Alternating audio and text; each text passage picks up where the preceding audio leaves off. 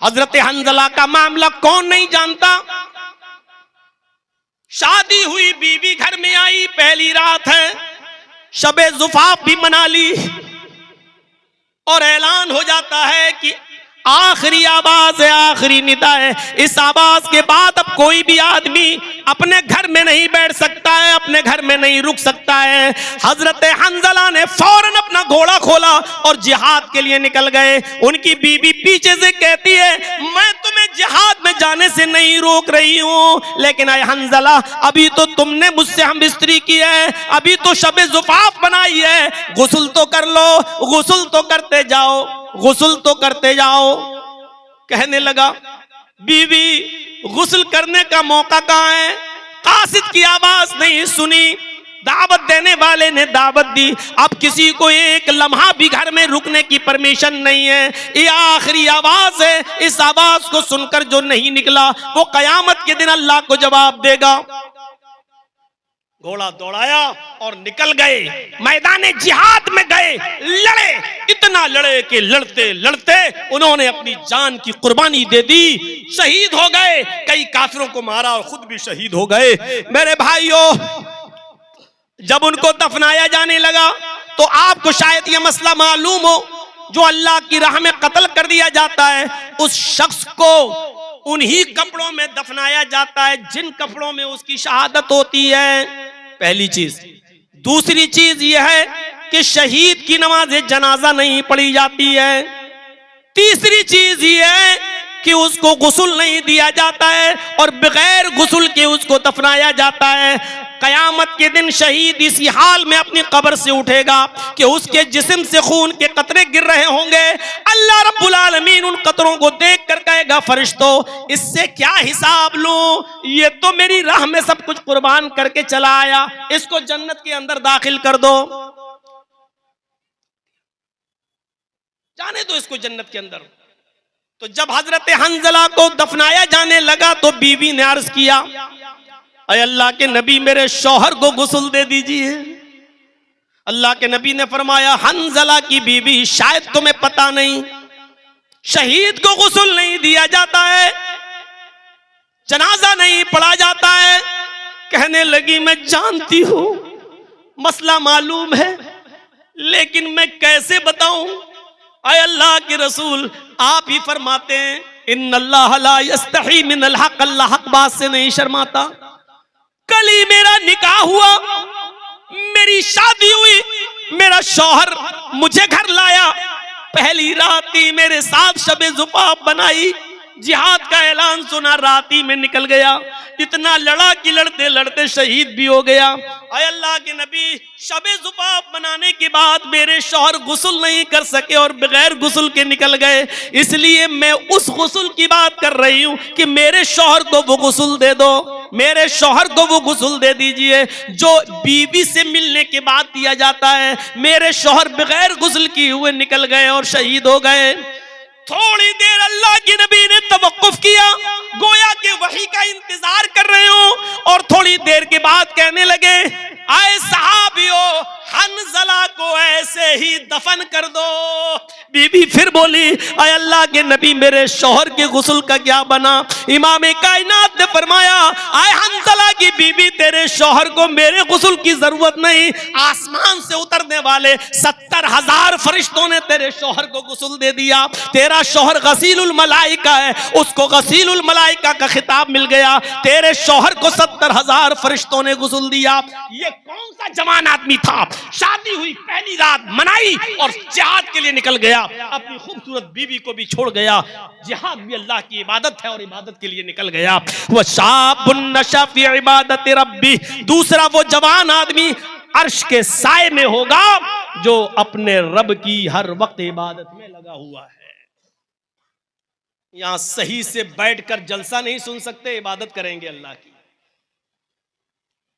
15 साल तो वो हो गए जो यहां आए थे पहले, वरना और 10 साल मेरे जोड़ लो जो पहले से आ रहे हैं। 25 साल पहले भी इसी तरीके के हंगामे हुआ करते थे जलसों में, और इसी तरीके का शोर हुआ करता था। और आज भी अगर कोई पूछे कि जर्जी साहब, मैंने सबसे पहली तकरीर जो की थी बंबई में, उस वक्त मेरी उम्र थी 17 साल 10 महीना। जब बाल ठाकुरे के खिलाफ में बोला था, और जब मैंने उसको कहा था कि हरे रंग पे पाबंदी की बात करता है, पहले लौकी खाना छोड़, पालक खाना छोड़, हैं, और हरा धनिया हरी मिर्चें खाना छोड़, और लाल रंग से प्यार है तो वही खाओ जो हम लोग खाते हैं। और इस जुर्म में जब हम गए, 24 घंटा बिठाए रहे, मुझे थाने में रखा गया। और पहली मर्तबा जब मैं थाने में बैठा था, और इसलिए केस मेरे ऊपर नहीं बन पाया था क्योंकि मेरे बालिग होने में 2 महीने कम थे। 17 साल 10 महीने थे, 18 साल का होता तो भी चला गया होता अंदर।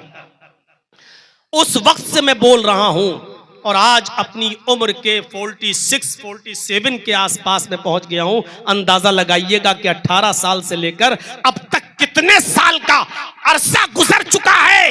इस अरसे के बारे में कोई पूछे कि जर्जी साहब उस दौर से अब तक तक़रीर कर रहे हो, आप जलसों में कितना फर्क देख रहे हो, जलसों में कितनी तमीज और कितना सलीका और कितनी तहजीब देख रहे हो, जलसों में कितना फर्क पड़ा है और जलसों में क्या सुधार आया है, आप कितने नंबर देना चाहते हो? तो जर्जीस देगा 100 में 0। इतने साल पहले जिस तरह की बदतमीजी आप करते थे वो आज भी करते हो। उससे पहले जो बदअक्ली थी वो आज भी है, उससे पहले जो बदतमीजी थी वो आज भी है, उससे पहले जलसों का जो अदम एहतराम आपके दिलों में था वो आज भी है, इससे पहले जलसों की जो नौयत आपके जहनों में थी वो आज भी है। कोई तब्दीली नहीं आई है। कद थोड़ा सा बड़ा हो गया है, फर्क सिर्फ इतना है कि पहले जवान थे, अब 4 बच्चों के बाप बन गए हो, बस इससे ज्यादा कोई फर्क नहीं आया है। हमारे समाज में, हमारी सोसाइटी में, हमारे इलाके में और हमारी बस्तियों में बुरा लगे तो लगता रहे, मत बुलाइएगा, कोई फर्क नहीं पड़ता। फर्क कुछ नहीं पड़ा, न जहेज में फर्क, न शादियों में फर्क, न जहेज की डिमांड में फर्क, न लेन देन में फर्क। मेरे भाइयों कोई फर्क नहीं पड़ा है। फर्क सिर्फ इतना पड़ा है कि पहले मस्जिदें कुछ झोंपड़ियों की हुआ करती थीं, अब थोड़ा सा एसी लगने लगी है, पंखे लगने लगे हैं, स्टैंडरी आ गई है। बस अब लोग मस्जिद बनाने का तो बहुत बड़ा सवाब समझते हैं, लेकिन मस्जिदों को भरना जुर्म समझ रहे हैं, वो नहीं जाते। मस्जिद तो बना ली शब भर में ईमा की हरारत वालों ने, मन अपना पुराना पापी रहा, बरसों में नमाजी बन न सके। कोई फर्क नहीं पड़ा है हमारे इस समाज में, उस सोसाइटी में। इबादत रब्बी। चलिए दूसरा, 7 तक जाएंगे तो फजर यहीं हो जाएगी। तीसरी चीज देखिए, वरजुलुन क़ल्बुहु मुअल्लकुन फिल मसाजिद।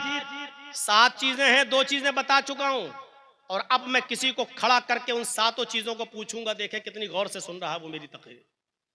7 चीजें जो बताई थी ना, और जिसका सर झुका होगा उसी को पहले खड़ा करूंगा। याद रखिए, 7 चीजें पहले फिर सुन लो। पहली चीज अदलो इंसाफ करने वाला, दूसरी चीज नौजवान, लास्ट में पूछूंगा किसी को खड़ा करके। अभी 2 चीजें बता दी, वो नौजवान जो अपने रब की इबादत में लगा हुआ है। अब तीसरी चीज पे आइए, वरजुलुन क़ल्बुहु मुअल्लकुन फिल मसाजिद, वरजुलुन क़ल्बुहु मुअल्लकुन फिल मसाजिद। तीसरा वो आदमी अल्लाह के अर्श के साए में होगा जिसका दिल नमाज की तरफ लटका हुआ है। इस तरह क्यों बैठे हो? अरे बैठ जाओ, चप्पल उतार के उसके ऊपर बैठ जाओ। तुम तो ऐसे बैठे हो, लग रहा है जैसे यहां लैट्रिन कर रहे हो। हाँ, इस पे ऐसे बैठ जाओ।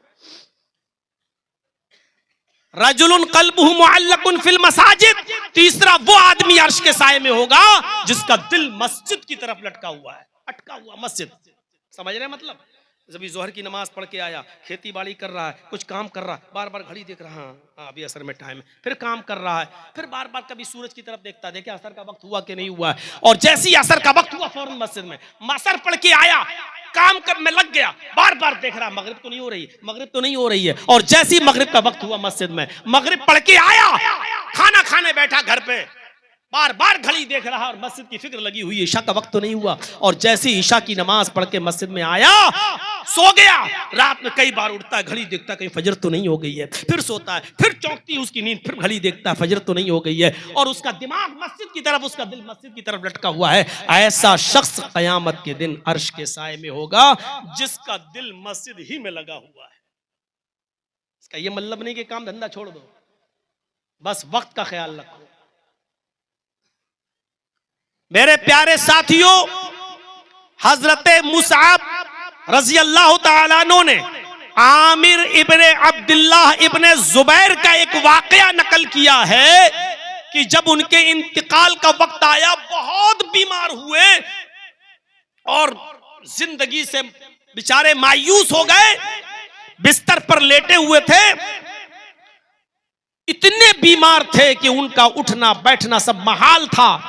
लेकिन इस बीमारी के बावजूद जब उनके कान में आजान की आवाज गई, अल्लाहु अकबर अल्लाहु अकबर अल्लाहु अकबर अल्लाहु अकबर, फौरन अपने घर वालों से और अपने रिश्तेदारों से कहने लगे कि मुझे उठा दो, मस्जिद तक मुझे पहुंचा दो। ये मगरिब की नमाज का वक्त था, मगरिब की आजान की आवाज उनके कानों में गई। कहने लगे, आए मेरे घर वालों, आए मेरे बच्चों, आए मेरे अजीजों रिश्तेदारों, मुझे मेरी मस्जिद तक पहुंचा दो। बेटों ने कहा, भतीजों ने कहा, भांजों ने कहा, अजीजों ने कहा, आप बहुत बीमार हैं, लेटे लेटे इसी घर में नमाज अदा कर लीजिए। आमिर इब्ने अब्दुल्लाह इब्ने जुबैर जवाब देते हैं, कैसी बातें कर रहे हो? मैंने अल्लाह के दाई की आवाज सुनी है, मैंने अल्लाह की तरफ दावत देने वाले दाई की आवाज मेरे कानों में गई है। उसने अभी पुकार के कहा है, हय्या अलस्सलाह, आओ नमाज के लिए।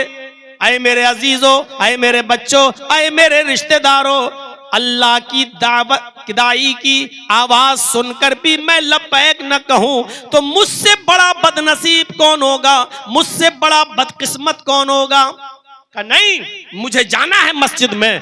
जिद की, इतनी जिद की, मुसअब इब्ने उमैर कहते हैं हजरत मुसअब कि उनको उनके रिश्तेदारों ने उठा लिया और उठाने के बाद सहारा देकर उनको मस्जिद तक पहुंचा दिया। वो मस्जिद में गए, इमाम साहब मुसल्ले पर खड़े थे, ये बैठ गए और बैठकर नमाज अदा करने लगे, इमाम के पीछे नमाज। इस हाल में भी अब आप अंदाजा लगाइए कि कितने बीमार थे, अभी आपको पता चलेगा। जब पहली रकात की क़याम खत्म हुआ, रुकू में गए, रुकू में गए, इन्होंने रुकू में भी बैठकर रुकू किया, सुब्हानक अल्लाहुम्मा रब्बना व बिहम्दिका अल्लाहुम्मा इग़फिरली दुआ पढ़ा। उसके बाद में ये सजदे में गए, पहली रकात का सजदा है, सजदे में भी इन्होंने दुआ की, सुब्हानक अल्लाहुम्मा रब्बना व बिहम्दिका अल्लाहुम्मा इग़फिरली। और पहला सजदा करने के बाद जब उठे, इमाम ने दूसरा सजदा नहीं किया, अभी ये दुआ पढ़ ही रहे थे, रब्बिग़फिरली रब्बिग़फिरली, इतना पढ़ा और गशिया ही जमीन के ऊपर वहीं गिर गए। और जैसे ही गिरे, पहली रकात में ही इनकी रूह कफ्स उनसुरी से परवास कर गई। आमिर इब्ने अब्दुल्लाह इब्ने जुबैर मगरिब की पहली रकात में ही इंतकाल कर गए। अब आप अंदाजा लगाएं, इंतकाल जैसी कंडीशन, लेकिन क्या कह रहे हैं कि अल्लाह के दाई की आवाज मेरे कानों तक पहुंच गई है और मैं अल्लाह की आवाज पर, उसकी दावत पर मैं लब्बैक न कहूं, मैं मस्जिद न जाऊं, ये कैसे हो सकता है? मुझे मस्जिद ले चलो। यानी इस कंडीशन में भी उनका दिमाग और उनका जहन और उनका दिल मस्जिद की तरफ लगा हुआ है। ये लगाव हमारा होना चाहिए मस्जिद के साथ। कितने लोग हैं जिन नमाज पढ़ते हैं, मानता हूं, लेकिन हर वक्त मस्जिद की तरफ दिमाग लगा रहे, दिल लगा रहे, किसके पास? एक वाकया सियर आलामुन नबला के अंदर दर्ज हुआ है। आप उस वाकये को पढ़ेंगे तो ताज्जुब करेंगे। उसमें तो उबैदुल्लाह अल कवारीरी का वाकया नकल हुआ है। उबैदुल्लाह अल कवारीरी जो हर वक्त मस्जिद में नमाज पढ़ने जाते थे और जिनकी पहली तकबीर भी कभी फौत नहीं होती थी, बसरा के रहने वाले। और एक दिन इनके घर पे कोई मेहमान आ गया, मेहमान की खातिर मदारात करते करते इतनी देर हो गई कि इशा की नमाज का वक्त निकल गया। ये जल्दी से उसको खिलाने में लग गए और जब तक मेहमान ने खाना खाया तो कहा कि अब मैं मस्जिद में जा रहा हूं नमाज पढ़ने के लिए। उबैदुल्लाह अल कवारीरी जैसे ही मस्जिद की तरफ निकले, नमाज पढ़ने के लिए जाने लगे, जब बसरा की मस्जिद में पहुंचे तो क्या देखते कि वहां से लोग नमाज पढ़ के निकल रहे हैं।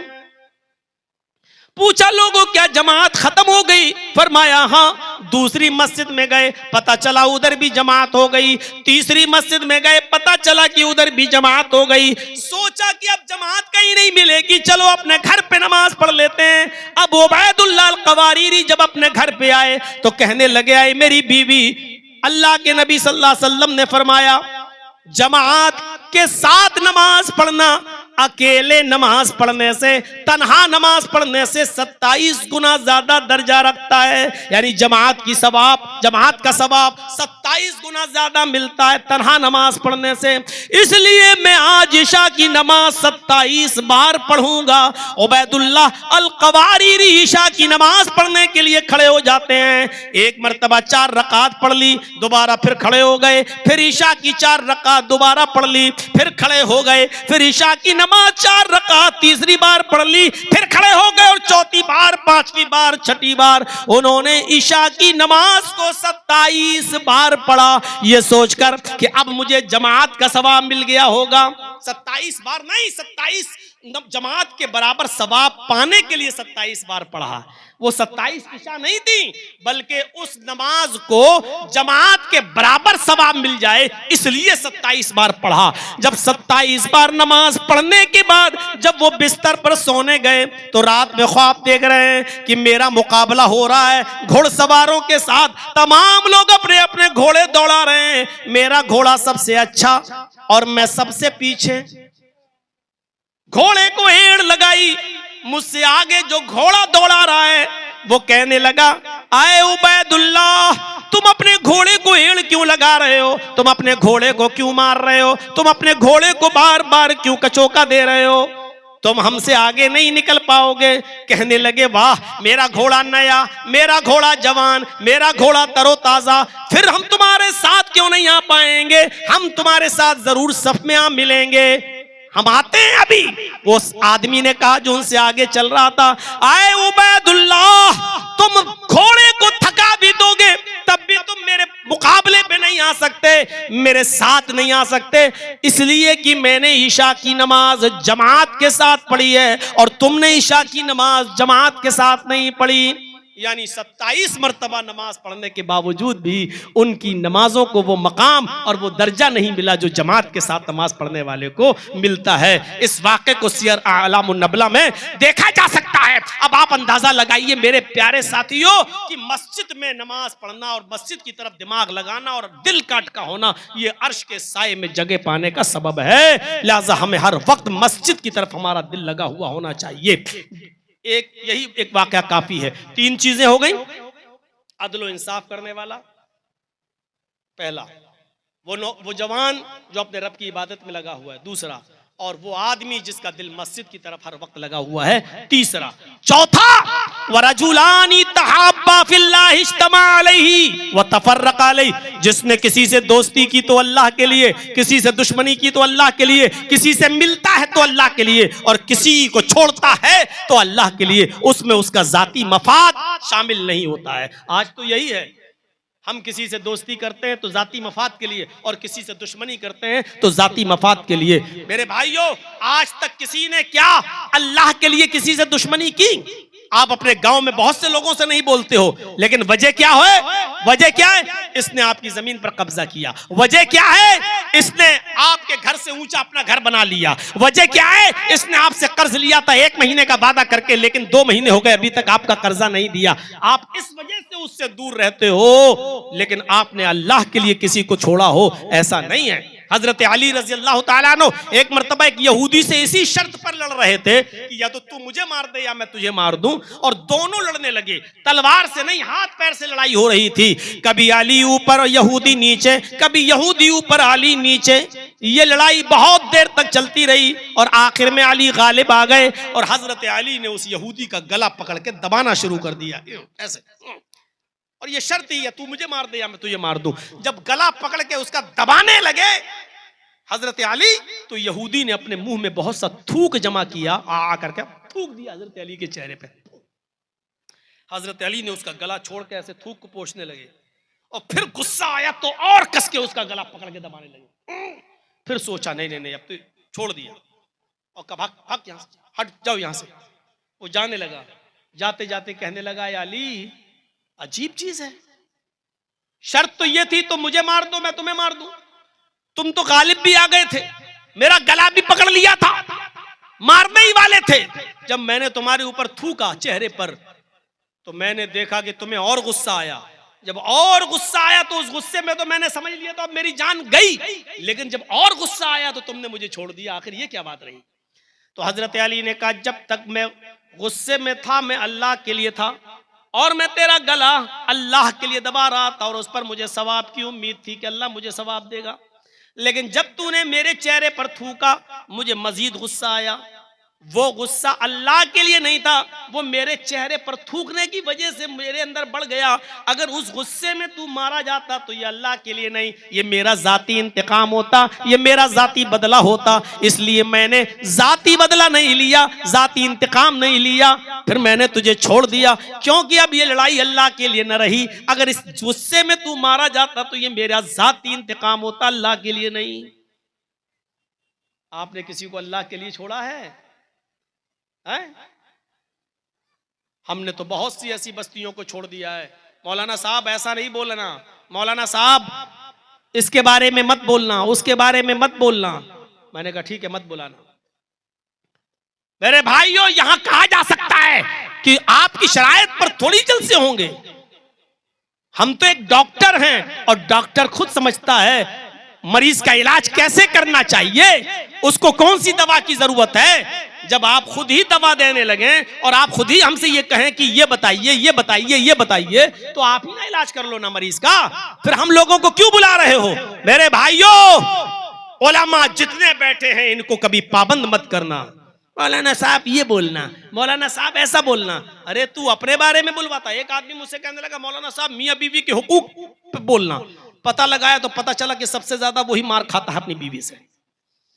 तो लोग इस बहाने अपने बारे में बुलवाना चाहते हैं कि आप बोलेंगे तो उसमें मेरी भी बात आ जाएगी, हैं? तो बहुत समझने की जरूरत है। अब तो 25-26 साल का अरसा इसमें गुजरा तो बहुत तजर्बा भी हो गया है कि कौन किस मकसद से कहता है और कौन किस इरादे से कहता है। तो रजुलानी तहब्बा फिल्लाह इज्तमा अलैहि व तफर्रका अलैहि, अल्लाह के लिए दोस्ती और अल्लाह के लिए दुश्मनी, ये 4 चीजें आपके पास मैंने बता दी हैं। अब जो चीज बताने जा रहा हूं आज हमारे मुआशरे का सबसे बड़ा नासूर, हमारे मुआशरे का सबसे बड़ा अलमिया, 5वां आदमी जो अल्लाह के अर्श के साए में होगा वो कौन है? रजुलुन दातहु इम्रातुन ज़ात मनसबिन व जमालिन फ़क़ाल इन्नी अख़ाफ़ुल्लाह। पहले एक एक लफ्ज पर गौर कीजिए। ऐसा मर्द, ऐसा आदमी जिसको किसी औरत ने बुरे काम के इरादे से बुलाया हो, और वो औरत भी बाजारू नहीं, सुनिए, वो औरत भी जिस्म फरोश नहीं, 500 और 1000 रुपए में अपना जिस्म बेचने वाली नहीं। हदीस के अल्फाज पर गौर करो। ज़ात मनसबिन, बहुत शरीफ घराने की, हस्बो नसब वाली, इज्जतदार घर की औरत, इज्जतदार घर की औरत, व जमालिन, और हुस्न जमाल की देवी, बहुत खूबसूरत हसीन जमाल औरत। तलबत हमरातु यदात हमरातुन ज़ात मनसबी व जमाल, जिस मर्द को किसी खूबसूरत हसीन और जमील औरत ने, शरीफ घर की, खानदान की, बहुत ही ज्यादा शराफत झलक रही है उसके चेहरे पर, ऐसी शरीफ औरत, शरीफ खानदान की औरत जिसने उसको बुरे काम के लिए बुलाया और इस आदमी ने ऐसी औरत की दावत को ठुकरा दिया। हट, हट, नहीं, वो कह रही आओ मेरे पास, चलो मेरे रूम में, चलो मेरे कमरे में, और इसने कह दिया इन्नी अखाफुल्लाह, दूर हो जाओ, मैं अल्लाह से डरता हूं। अल्लाह के खौफ की वजह से उस औरत को छोड़ दिया तो ये आदमी भी अल्लाह के अर्श के साए में। हम तसव्वुर नहीं कर पा रहे हैं किस औरत के बारे में। अरे बाजारू औरतों का तो मैं तसव्वुर ही नहीं कर, आपको बता ही नहीं रहा हूं। ये तो रोज ऐसी औरत को जो पैसे वाली भी है, दौलत वाली भी है, जिसके पास पैसों की कमी नहीं, यानी अगर आप उसके इरादे को पूरा कर दें तो वो आपको उल्टा पैसा भी दे रही है, आपको इज्जत भी दे रही है, आपकी बात भी छिपा रही है, आपको अपने घर आने का मौका भी दे रही है, आपके पास तन्हाई के सारे मौके खुद औरत दे रही है। आओ, तुम्हें टेंशन की जरूरत नहीं है, तुम आओ मेरे पास, मैं संभाल लूंगी, कोई मामला नहीं। और वो बहुत ऊंचे घर की, जात मनसबिन, हस्बो नसब ऊंचा, जात बरादरी ऊंची, कास्ट ऊंची, इज्जतदार घर की, बड़ी ऊंचे घर की लड़की, बड़े घर ऊंची और खूबसूरत भी बेइंतहा, ऐसी औरत, और आपके पास पूरा मौका है उसकी बात मानने का, पूरा मौका है उसके साथ गलत काम करने का, पूरा इख्तियार भी है आपके पास, लेकिन आपके दिल में अल्लाह का खौफ ऐसे मौके पे आ जाए, और ऐसे मौके पे आने के बाद आप कह दें इन्नी अखाफुल्लाह, मैं अल्लाह से डरता हूं, नहीं मैं तेरे करीब नहीं आ सकता, मैं अल्लाह को जवाब देना है। ऐसा शख्स भी कयामत के दिन अल्लाह के अर्श के साए में होगा। बुखारी शरीफ के अंदर एक वाक़या आया है, मरसद इब्ने अबी मरसद रज़ी अल्लाह ताला अन्हु जो हालत कुफ्र में थे, इस्लाम लाए तो अल्लाह के नबी जनाब मोहम्मद रसूलुल्लाह सल्लल्लाहु अलैहि वसल्लम ने इनको मक्के में भेजा, क्योंकि ये पहले चोरियां किया करते थे इस्लाम लाने के से पहले। इनको मालूम था कि चोर बेड़ियां कैसे तोड़ता है, ताले कैसे तोड़ता है, चोरी कैसे करता है। तो कुछ सहाबा मक्के में काफिरों के पास कैद थे, अल्लाह के नबी ने कहा उनके घरों में नकब लगाकर हमारे उन मजलूम सहाबा को जिनको काफिरों ने कैद करके रख लिया है उनको छुड़ा के लाओ। अब तुम इस्लाम ला चुके हो तो एक चोरी हमारे लिए करो। और वो चोरी क्या है, तुम मुसलमान सहाबा को काफिरों के घरों से नकब लगाकर उनकी बेड़ियां तोड़कर उनको छुड़ा के मदीने में लाओ। तो ये गए, कई मर्तबा ला चुके। एक मर्तबा जब मक्के पहुंचे तो किसी कैदी को लाना था, किसी कैदी को छुड़ाना था किसी घर में नकब लगाकर। तो रात का वक्त उन्होंने चुना। जब रात का वक्त आया मेरे भाइयों, एक पहाड़ी की दीवार से वो सट कर छिप कर बैठ गए कि थोड़ी सी और रात हो जाए तब हम घर में घुसे। अचानक वहां से एक औरत आती है, उसने पहाड़ी की दीवार के ऊपर एक साया देखा, काले रंग का साया देखा। वो समझ गई कि इस पहाड़ी के आसपास कोई आदमी मौजूद है। वो चूंकि बदचलन औरत थी जिसका नाम अन्नाक था, वो करीब आती है और जब पहाड़ी के करीब आती है तो क्या देखती है कि इस पहाड़ी के पीछे तो एक आदमी छिपा हुआ है। रात के अंधेरे में जब ये और करीब गई तो पहचान जाती है और कहती है, अरे तुम तो मरसद हो। हजरत मरसद ने जब अपना चेहरा उठाकर देखा तो कहने लगे, अरे तुम तो अन्नाक हो, इतनी रात में तुम यहाँ क्या करने आई हो। उसने कहा, मरसद क्या हो गया तुम्हें, इतने दिनों से इतने सालों से तुम कहाँ गायब थे, मैं तुम्हारी जुदाई के लिए तड़प गई, मैं कितनी परेशान हूं, मैंने कितनी तुम्हें बार याद किया। चलो चलो बाकी बातें कल हो जाएंगी, आज की रात फजूल बातों में मत गुजारो, मेरा घर खाली पड़ा है, आओ पहले अपने घर चलते हैं, पहले अपनी आरज़ुएं पूरी करते हैं, अपनी तमन्नाएं पूरी करते हैं। ये किसने कहा, अन्नाक ने। किससे कह रहे हैं, हजरत मरसद इब्ने अबी मरसद से। और ये मरसद खुद उसके औरत से पहले ताल्लुकात कायम कर चुके हैं, जमाने जाहिलियत में इस्लाम लाने से पहले उसके साथ जिनाकारी कर चुके हैं, उसकी दोस्ती भी उनके साथ रह चुकी है। लेकिन जब अन्नाक हाथ पकड़ कर खींचती है, कहती जल्दी चलो, इस रात का वक्त कहीं गुजर ना जाए, आओ मेरे घर में चलो। जैसे ही अन्नाक ने मरसद इब्ने अबी मरसद का हाथ पकड़ा, हजरत मरसद ने उसके हाथ को पकड़ के झटक दिया और कहने लगा, अन्नाक दूर हो जाओ, अब मैं वो मरसद नहीं रहा जो तुम समझ रही हो, तुम मेरे उन हाथों को पकड़ रही हो, इन हाथों ने जनाब मोहम्मद रसूलुल्लाह के हाथों को छू लिया है, ये हाथ मोहम्मद रसूलुल्लाह के हाथ को टच कर चुके हैं, अब ये किसी हराम चीज को नहीं छू सकते हैं। अन्नाक ने कहा, तो फिर मैं शोर करूंगी, तुम चोरी करने आए हो, तुम इन घरों में घुसकर चोरी करते हो। कहा कि तुम्हें जो करना हो करो, लेकिन मैं तुम्हारे साथ नहीं चल सकता, मैं जिना नहीं कर सकता। चिल्ला दी वो, चीखती वो औरत अन्नाक, लोगों एक आदमी आया तुम्हारे घरों में चोरी करने के इरादे से आ गया है, जल्दी निकलो, वो तुम्हारे घर में चोरियां कर डालेगा, तुम्हारे घरों को लूट लेगा, जल्दी निकलो। उसकी आवाज सुनकर मोहल्ले के लोग इधर उधर से निकलना शुरू हुए।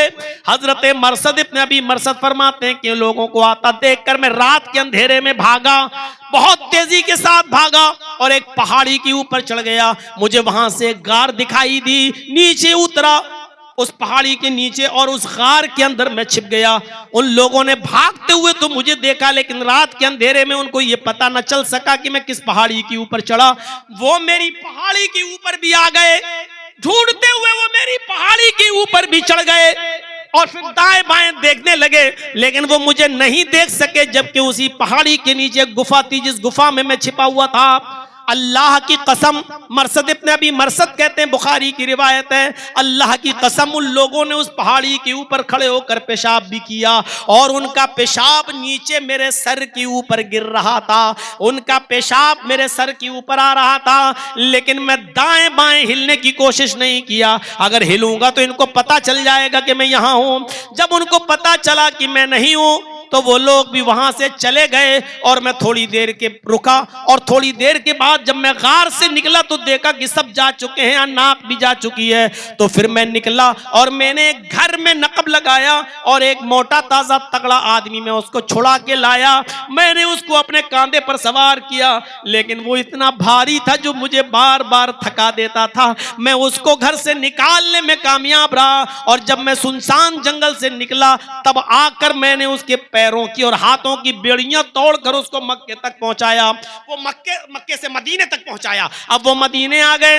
अब यहां अल्लाह के रसूल सल्लल्लाहु अलैहि वसल्लम के पास जब मरसद इब्न अबी मरसद आए, कहा अल्लाह के रसूल मैं इनको लेकर आया हूं, नमाज का वक्त था, नमाज अदा की गई। अल्लाह के नबी ने कहा मरसद मुबारक हो, तुम दीन का कितना अच्छा काम कर रहे हो। हजरत मरसद कहते हैं अल्लाह के नबी आज मैं तुमसे आपसे कुछ मांगना चाहता हूं। अल्लाह के नबी ने कहा मरसद मेरे पास देने के लिए क्या है, बताओ तुम क्या मांगना चाहते हो। हजरत मरसद कहते हैं अय अल्लाह के रसूल ऐसा ऐसा मामला है, मैं उस जंगल में गया, मेरे पास एक औरत आई, वो मेरी दोस्त रह चुकी है, उसके साथ जमाने जाहिलियत में मेरे ताल्लुकात भी कायम हो चुके हैं, उससे मुझे मोहब्बत है और उसको मुझसे भी मोहब्बत है, बेइंतहा मोहब्बत है। मैं चाहता हूं कि उस अन्नाक से मैं निकाह कर लूं, अगर आपकी इजाजत हो तो क्या मैं उस औरत से अन्नाक से निकाह कर सकता हूं। अल्लाह के नबी सल्लल्लाहु अलैहि वसल्लम कुछ देर खामोश रहे और खामोश रहने के बाद फिर आपने थोड़ी देर के बाद